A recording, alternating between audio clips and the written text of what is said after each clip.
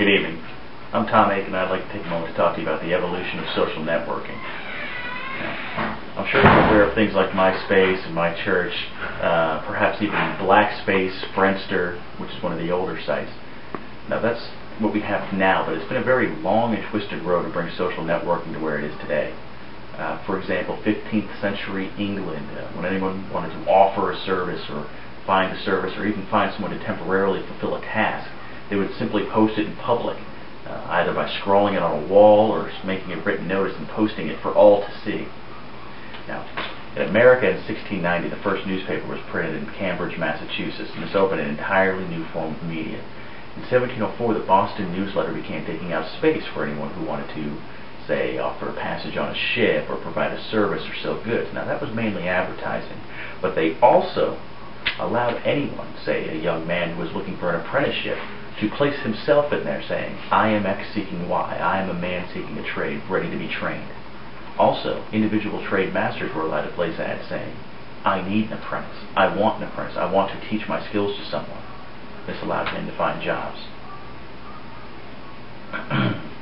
Now, in the 1800s, the newspapers were also used for, let's say for example, a slave runs away.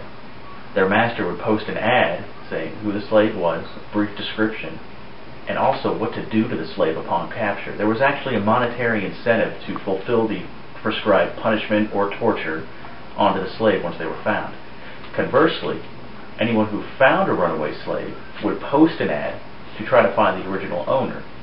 Now, this is much like if you find a large amount of money, you have to make an honest effort to try to find the owner.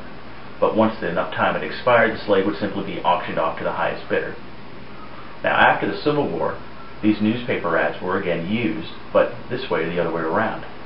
Families who were looking for their family members who were slaves, say runaway or captured, they would use these ads trying to track them down. Also, after the potato famine in Ireland, men would come over to America seeking work to support their families, and once their families arrived, they really had no way of getting in contact or finding out what happened to their fathers and husbands.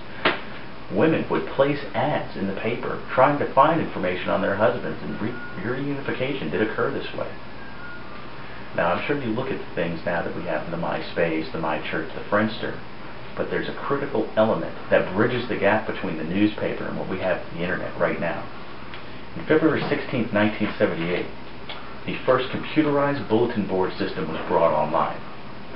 Now, these are accessed much like websites, but they're so contained and specific you can't navigate outside of them. In November of 1978, an ad was published on how to make these, and demand for CBBSs immediately sprung up. Individual social organizations, civic groups made their own bulletin boards, and they did very well. They became very popular. But in the mid-1990s, with the introduction of World Wide Web and all of the flashy media and the high data transfers, that allowed the things we have now, and CBBS has kind of died off. But it was through them, through that bridging of the gap, that brought us to where we are now with our eHarmony, our MySpace, where social networking continues to thrive today.